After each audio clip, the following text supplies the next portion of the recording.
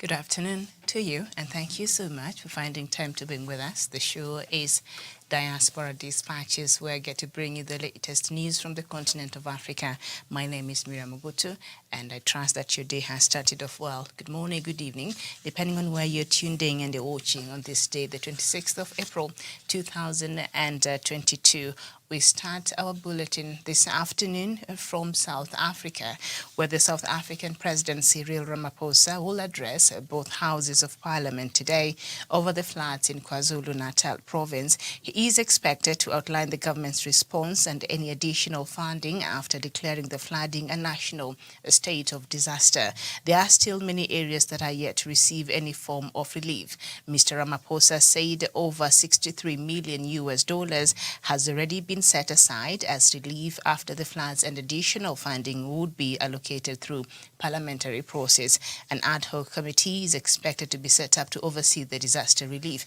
This comes as the United Nations technical team arrived in the region on Monday as part of a three-day visit to the province. The UN South Africa's technical team will meet various stakeholders, including the provincial disaster team and the Ex-Guinea municipality, to assess the areas they could support. And we head over to Guinea, and a court in Guinea will today rule on whether a former prime minister and three ex-cabinet members charged with economic crimes will be released on bail.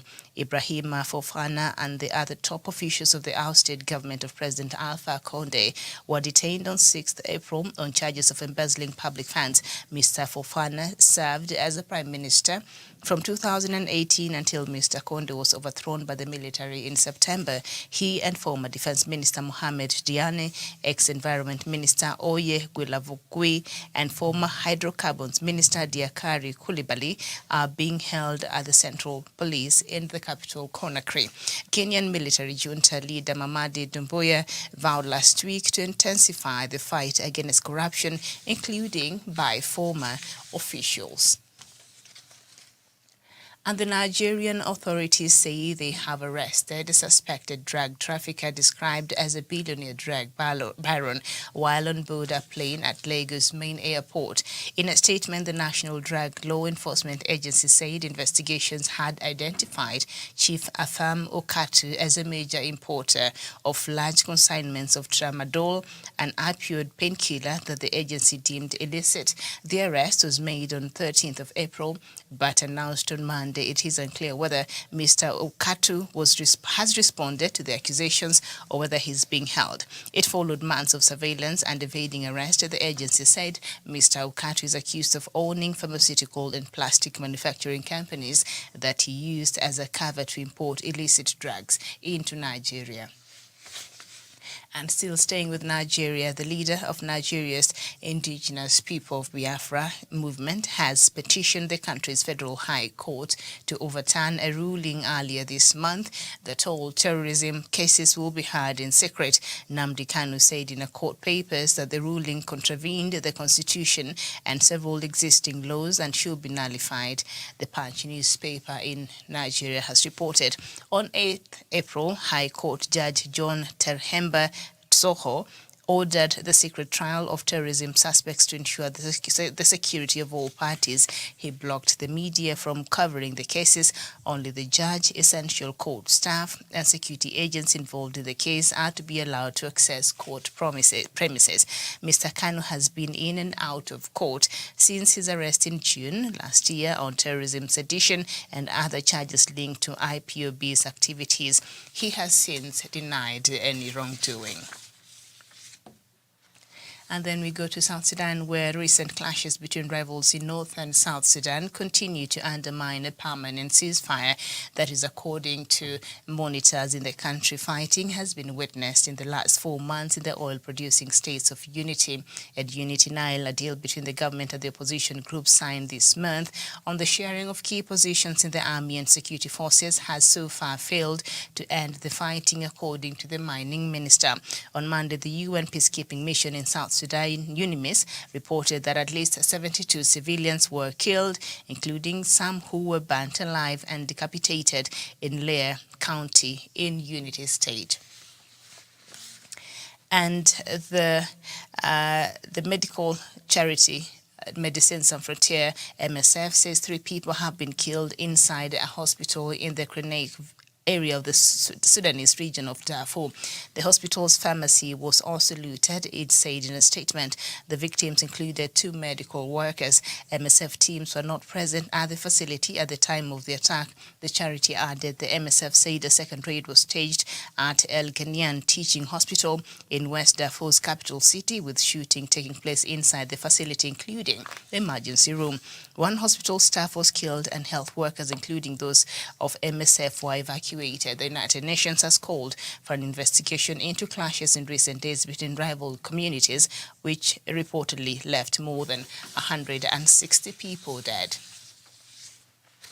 And then we get some news from Mali, where a member of the Russian private security firm Wagner was captured earlier this month in central Mali. Al-Qaeda's Sahel branch Jamaat Nusrat al-Islam, while Muslim, has said the group did not provide any video evidence of its claims, and of course there's not been any comment from Russia, and this video cannot be independently verified. In a statement released on the 29th of April by the group's channel on the decentralized platform Rocket Chat, NIM said that the man was seized during the first week of April in a mountainous area of the Segoi region. The Al-Qaeda group released the statement in Arabic, French, and English. The group began its statement by apologizing for the lack of updates on its operation, blaming the delay on the battle conditions. Since it was formed in 2017, it has been dogged by difficulties in releasing propaganda in a timely fashion.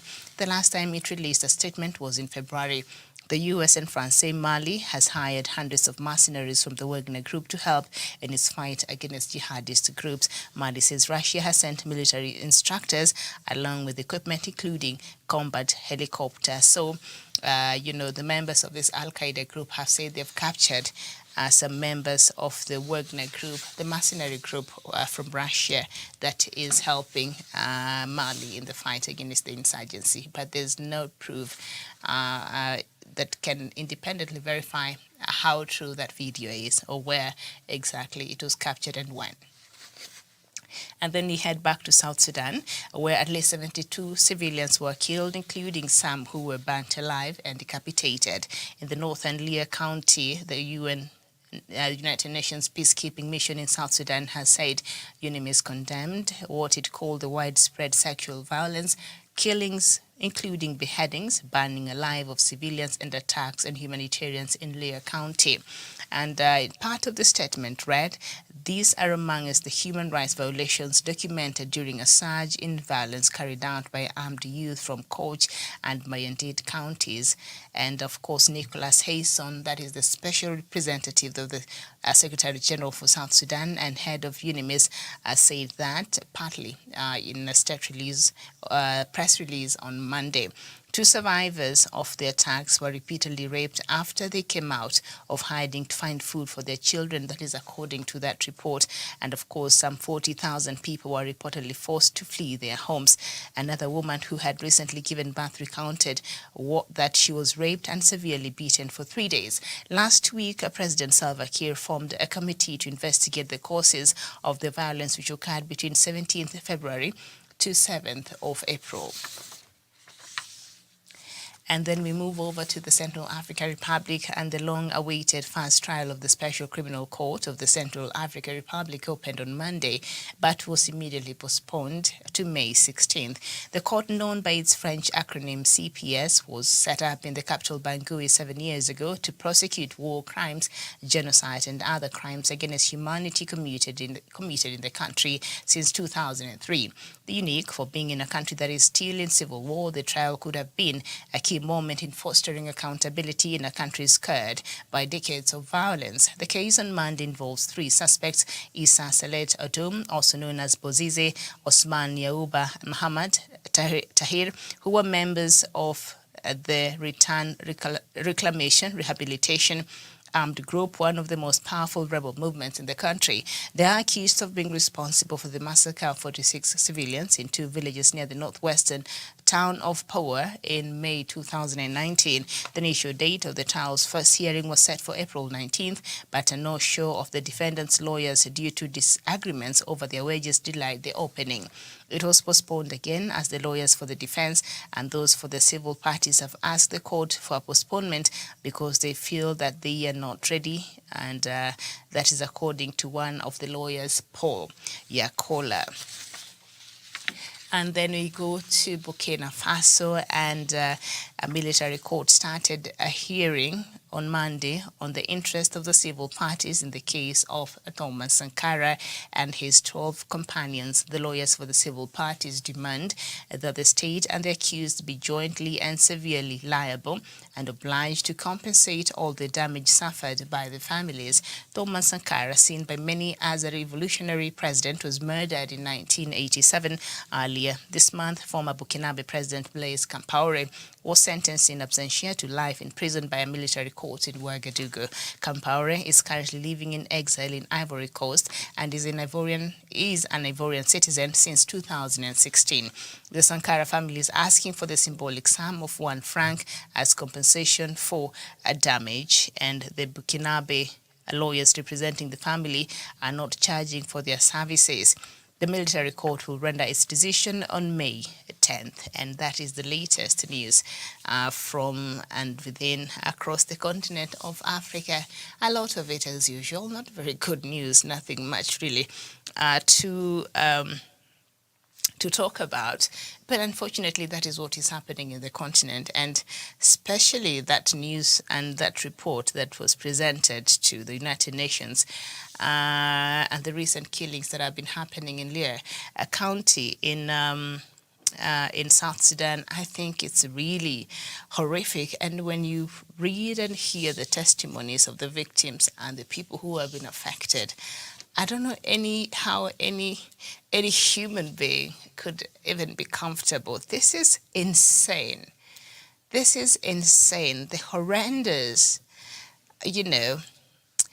things that continue to happen in South Sudan. And, I have acknowledged here, I think for the last 2 weeks, the stride that is being made in South Sudan that seems to give us a glimpse of hope that probably the country could just return to a path of stability soon, as we've seen a couple of very important aspects of the peace deal, the revitalized peace agreement of 2018. We've seen that being implemented because, the implementation of this very important, content, articles rather, has been non-existence, and in some cases very, very slow.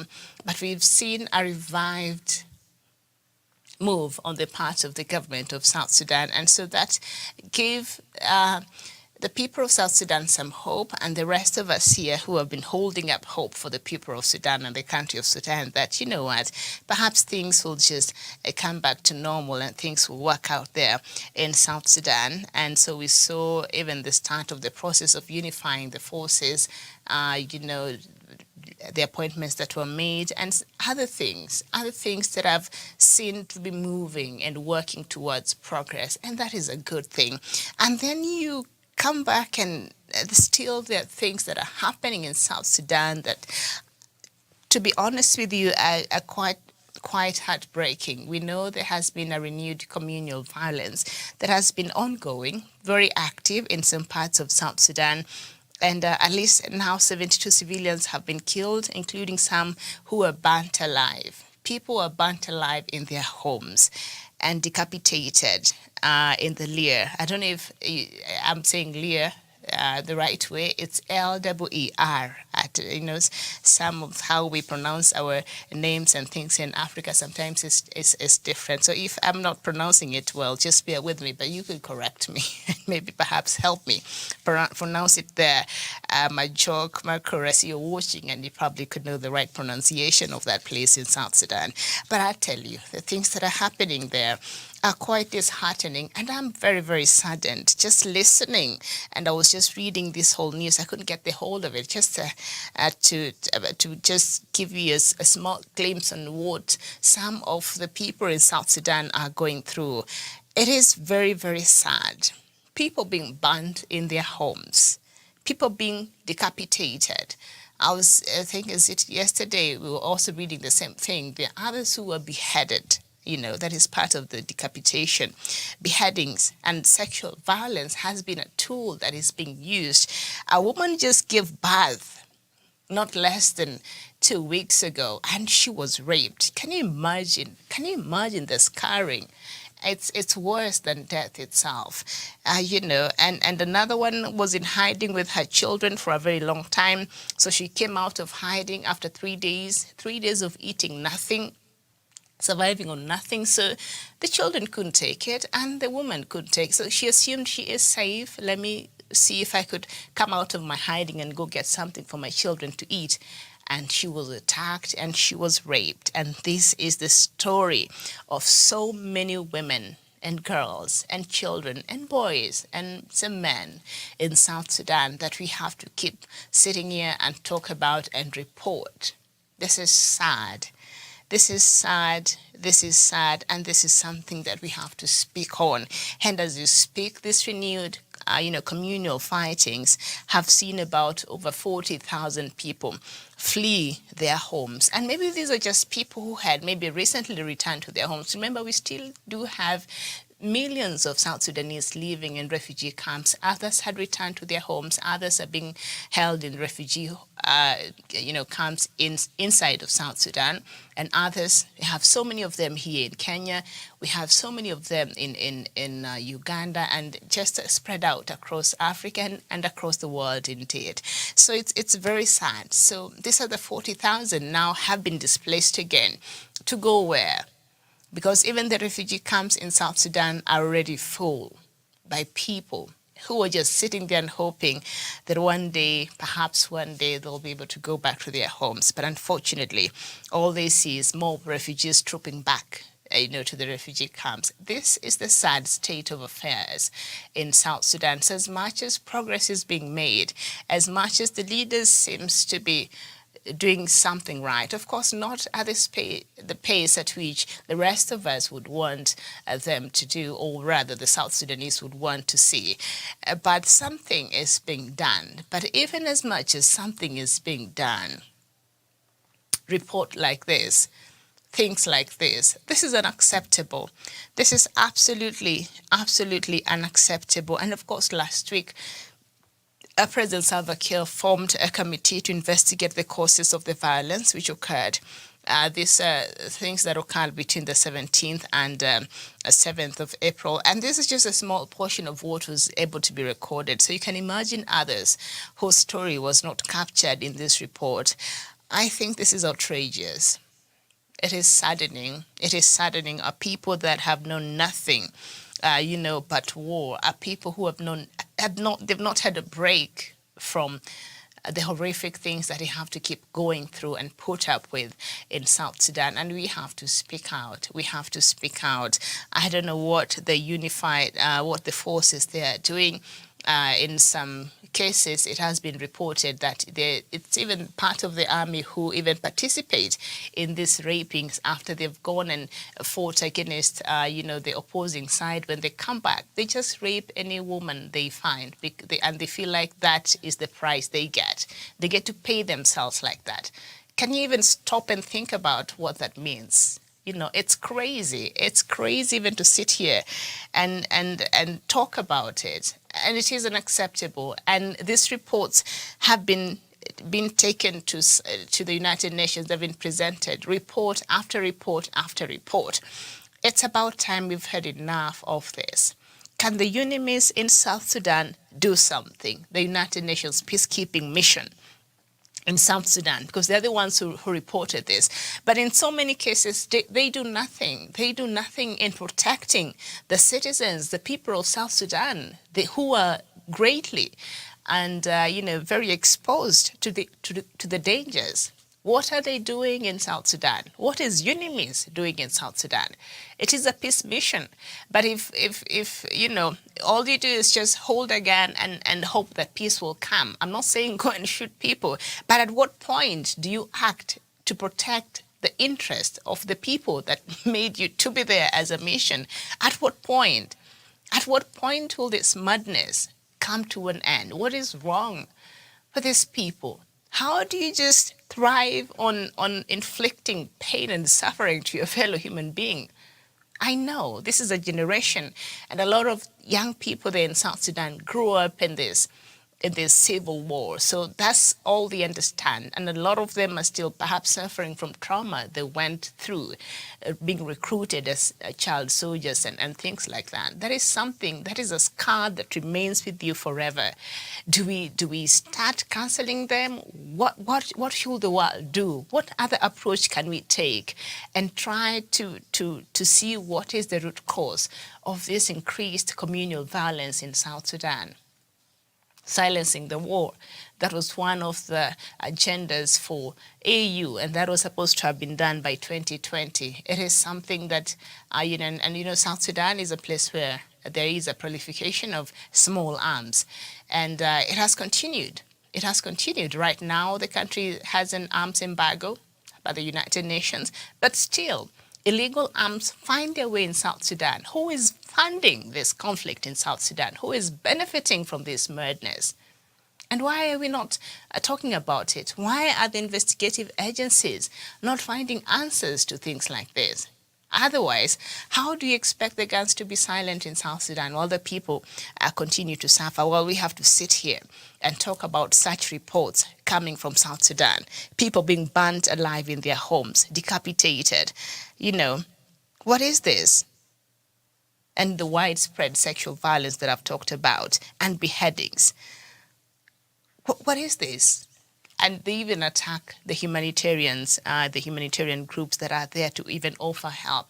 Who is set out to destroy the people in the country of South Sudan? There has to be. It is more than just a disagreement within communities. It is more than just, cattle raiders going and stealing and causing a bit of chaos between communities. There's more to what is happening in South Sudan, and somebody is responsible. But who is this? All these reports that have been coming, and perhaps the different, actors that have been mentioned even in previous reports. And then that's it. They're presented to the United Nations. We hear about it. We talk about it like I'm doing right now. And then that's it. A month later, another bad report comes out. Until when? Until when? I'm just wondering at this point, the function of UNIMIS in South Sudan, if we have a lot, this force for the United Nations peacekeeping mission in South Sudan, the UNIMIS, if it cannot do its job, then perhaps you need to change its mandate. Maybe it's just operating within its mandate. Every mission, every United Nations mission being sent in a country, a peacekeeping mission, they have a very specific mandate. They're told your job is to bring peace.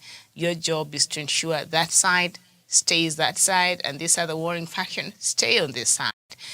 So maybe their mandate does not extend up to the point where they have to protect the lives of the people of South Sudan by all means necessary. So maybe we need to change that mandate, even as South Sudan and the leadership figures out what it is that, the way forward as far as the, revitalized peace agreement is concerned. In the meantime, the people of South Sudan must be protected.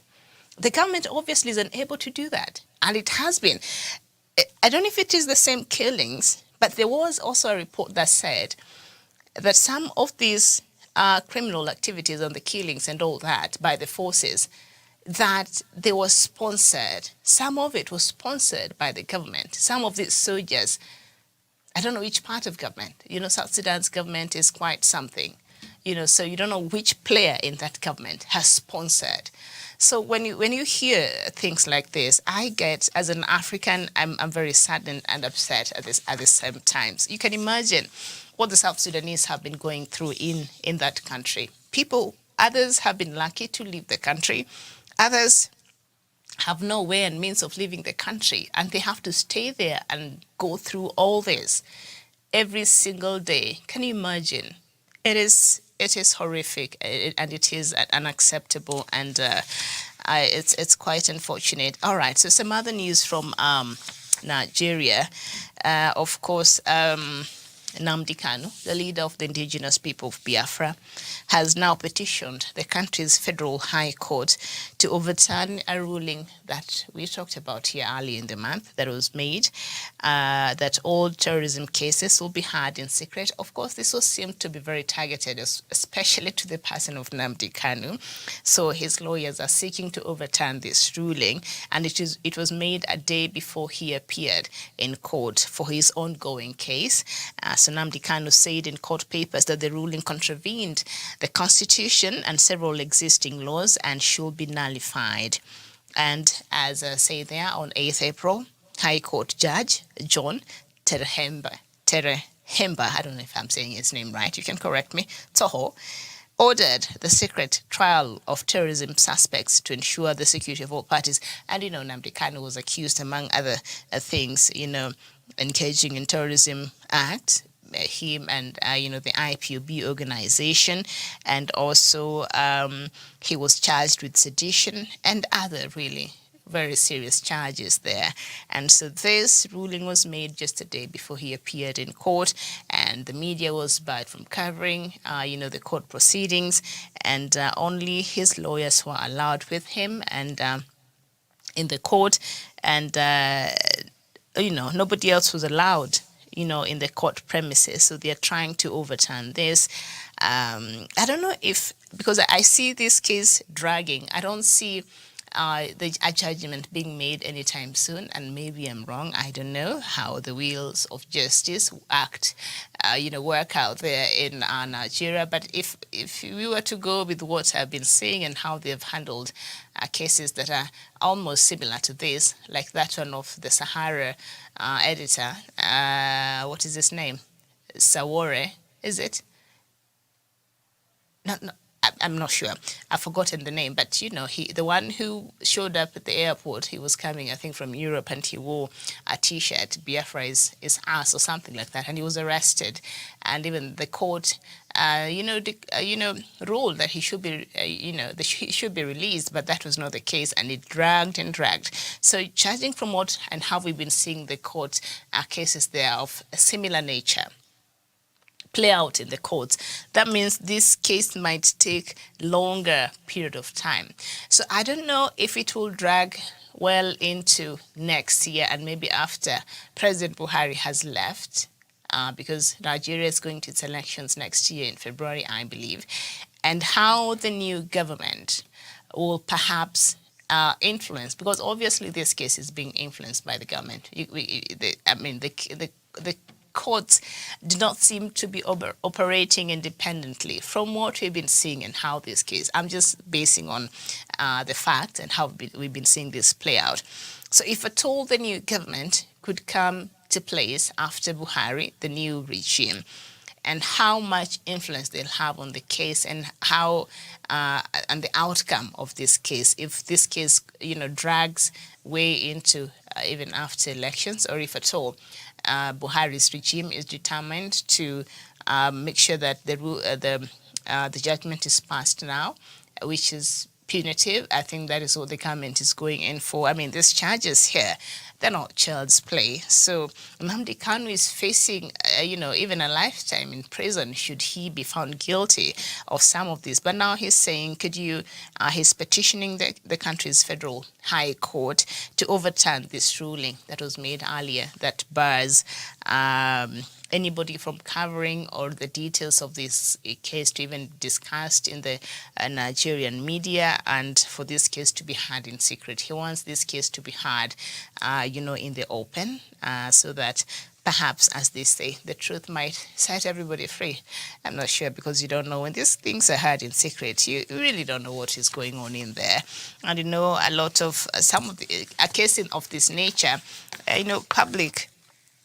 public opinion sometimes is very can be very strong, and it is very strong on this matter, and sometimes might determine how even this ruling goes as a matter of public interest. So they do not want the public to be especially the supporters, the IPOBians and the supporters of Nnamdi Kanu. They do not want them involved in this regard. But we've seen that has not stopped the IPOB, from going and assembling at the court premises outside during these trials, as we've seen in the past. We've covered some of those live, proceedings from outside. We've had a person there bring us the live images, but of course you cannot go closer to the court. But let's see if at all the court will grant Nnamdi Kanu this petition, and if at all it will be overturned.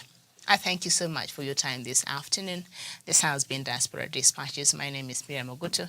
Enjoy the rest of your day, and bye-bye for now.